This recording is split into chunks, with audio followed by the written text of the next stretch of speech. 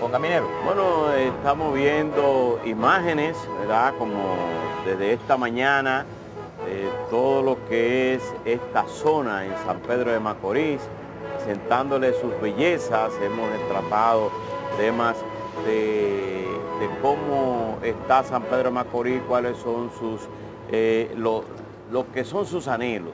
Muchísimas gracias a todo el pueblo de San Pedro de Macorís que nos acogió en el día de hoy. Pero nosotros no hemos terminado, porque ahora nos toca presentarle la entrevista con el senador Franklin Peña. San Pedro de Macorís, Fuerza del Pueblo. Buenos días, senador, ¿cómo está? Buenos días, muy bien. Una panorámica. Gracias.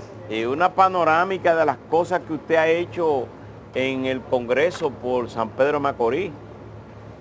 Hemos tenido varias propuestas. Precisamente estamos en un escenario precioso.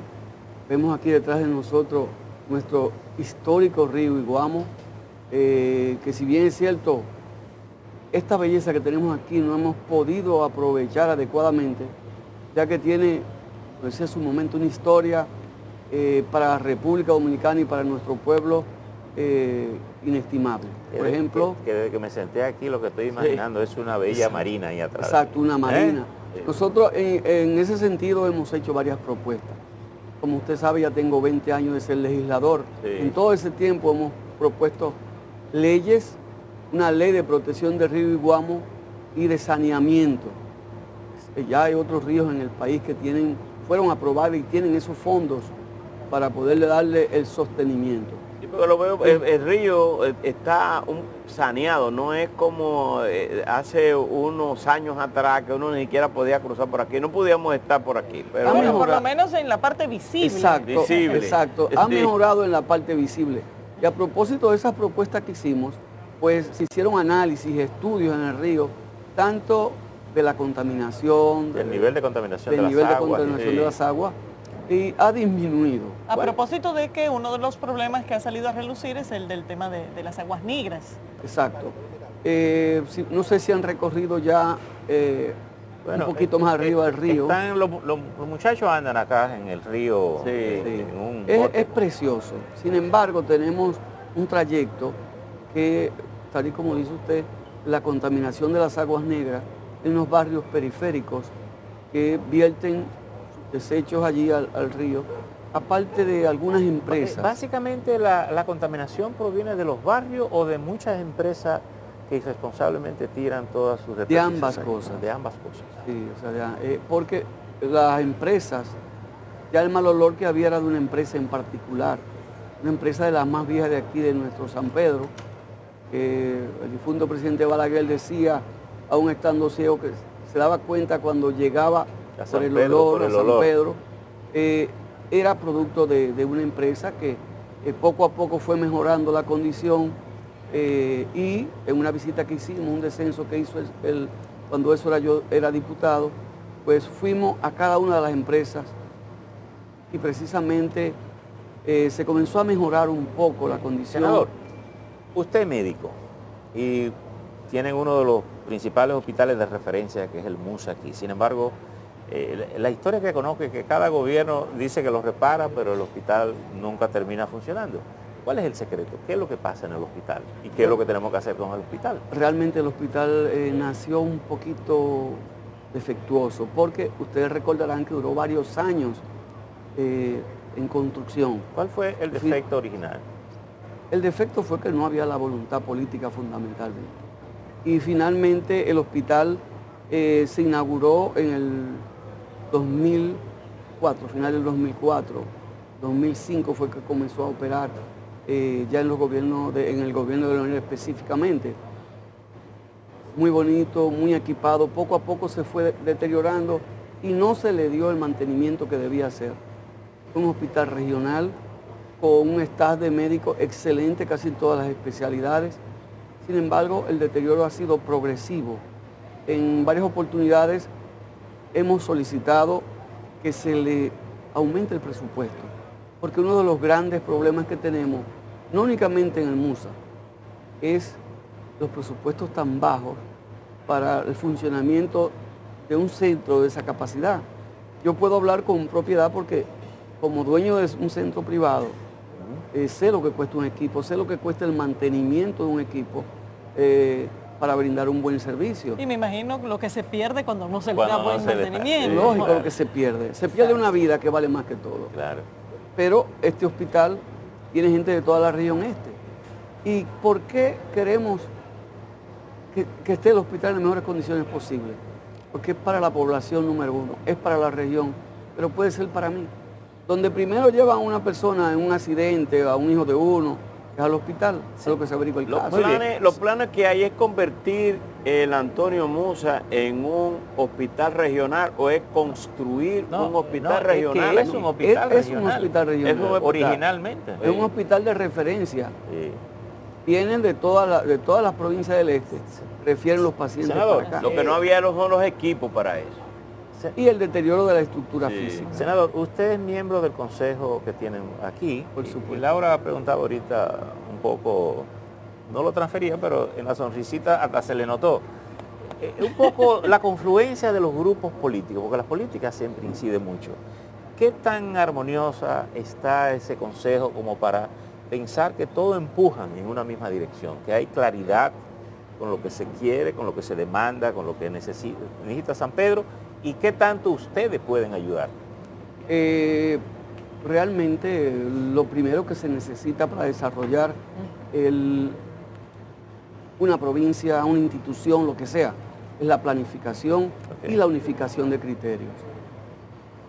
Estamos tratando de buscar la armonía entre las diferentes autoridades. Tratando. Sí, pero realmente Quiere decir que hay todavía algunos nos desajustes. falta eso, ¿no? Ya. Que otras provincias han logrado tener, que aunque haya muchas diferencias, tanto políticas, a veces de diferentes índoles, se ponen de acuerdo para lograr el objetivo fundamental. Bueno, porque de lograr las se cosas supone para que San los Pedro. intereses de la provincia estén por encima de las Por diferencias encima, partidarias. claro. Pero ahora en esta oportunidad ya las autoridades actuales y eso hemos estado buscando la armonía, a ver si finalmente arrancamos. Senador, usted como médico, como autoridad de la provincia de San Pedro de Macorís, nos gustaría conocer cómo evalúa usted el combate al COVID-19 aquí en San Pedro de Macorís, cómo está la provincia con esta pandemia, si se ha mejorado, si pudiera estar como la de Distrito Nacional, la Altagracia, que fue liberada. Aquí sigue el por toque, la ¿verdad? cantidad, A las 11. la cantidad de personas vacunadas. ¿Cómo está la vacunación? Realmente se ha trabajado bien. Mi modo de ver, el programa en general ha sido bueno. Aquí en San Pedro de Macorís las autoridades hemos trabajado de la mano. El sector privado también se ha sumado. Nosotros como parte privada, pues nos sumamos a los trabajos y tenemos puestos fijos con apoyo de las autoridades para que las personas acudan. ¿Se está vacunando la gente? Sí, ha bajado mucho. La realidad es que falta un poco de promoción y de incentivo, ya sea incentivo o de alguna medida de presión para que la gente tenga que ir y finalmente vacunemos a la mayoría de la población.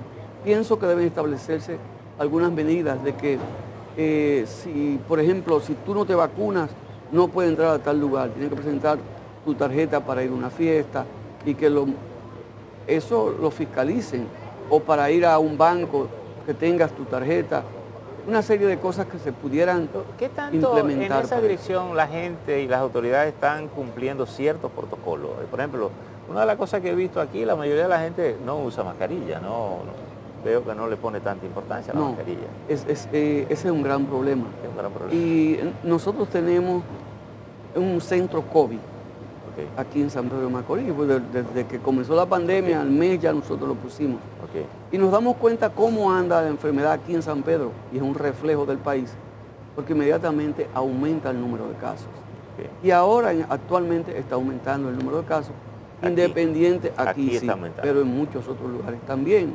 Lamentablemente, lo dije en un programa que fui donde ustedes hace tiempecito atrás, lamentablemente las estadísticas no son reales. Fíjense Bueno, ahora, Laura comentaba ahorita justamente un reportaje que había, creo que fue en el periódico Hoy que El salió, periódico Hoy. que decía que en base a las actas registradas en la Junta, los muertos eran 8.000 y tantos. En los datos oficial son 4.012, algo así. Es decir, que más del doble de los muertos, es más del doble de lo que las autoridades están... Y aún está más alto de ahí. Y aún está porque esas son las actas en las cuales se declara el COVID como causa de la defunción. Exacto. Que hay muchas personas que sencillamente no están registradas como muerte. O que no saben que ese es el diagnóstico. Lo mata el COVID, pero no se registra que lo mata. No se registra. En el caso de usted como senador, que fuera a identificar como un problema neurálgico prioritario a resolver aquí en San Pedro de Macorís, ¿cuál sería? El número uno es el desempleo. Desempleo. Desempleo es lo número uno, porque ya la industria azucarera, pues, por las condiciones en la historia de la industria azucarera, no culpa de ningún gobierno. Invertir en San Pedro de Macorís y resolver ese tipo de problemas, porque o sea, la provincia... Bueno, pero la provincia y crear tiene... condiciones para que vuelva la inversión, porque por ejemplo en el caso de zonas francas, que en un momento también fue muy pujante y que se redujo significativamente, todavía debería haber oportunidad de que regresen. Por supuesto, o sea, en los 80, zona franca aquí en San Pedro de Macorís fue la segunda, Santiago y aquí éramos los mayores, sin embargo, cayó prácticamente decir total. Que no es culpa de ningún gobierno la industria azucarera, uno se lo tendría que cuestionar porque aquí se sigue produciendo azúcar, pero el grupo Vichy, pero y el boom de la industria azucarera puede volver otra vez. Puede ser. Claro, el precio del azúcar está subiendo. Y con un enfoque pero distinto también. Sí, el que sabe la historia de la industria azucarera a nivel mundial y nacional sabe que hubieron factores. Había cambios. Lo primero que pasó fue, ¿por qué San Pedro de Macorís fue la capital económica del país en una época final de los 1880, o por ahí, 1800 la y pico? Primera y la Segunda Guerra Mundial le dio Exacto, o sea, la Primera y Segunda Guerra Mundial hizo que el azúcar pues adquiera un valor de remolacha, los europeos dejaron de producir azúcar y se bajaron a darse tiro, entonces eso es un factor. Entonces cuando terminó la guerra, San Pedro, la danza de los millones de San Pedro de Macorís cayó. Sí, pero fíjese, Brasil sigue siendo un potencial producción azucarera. Sí, pero no. Otros países. Brasil cayó la industria azucarera también al suelo. Bueno, en pero, su momento. pero Brasil, de hecho, Cuba. Aquí en San Pedro había un proyecto con los brasileños para producir etanol en base a la caña. Es decir, es la capacidad de reinventarse una industria que está potencial y que, por lo que decía la gobernadora, la están ocupando y habitándola para viviendas. Senador, y tenemos que ir cerrando, no nos queda más tiempo, pero ¿qué se necesita para que pueda haber una reactivación económica que permita un repunte nuevamente de estos sectores industriales, sea zona franca, sea industria azucarera? ¿Qué se necesita desde las autoridades para que eso ocurra? Turismo, ¿verdad? Turismo que va bien. Claro. Sí, que tenemos bellezas aquí para explotarla.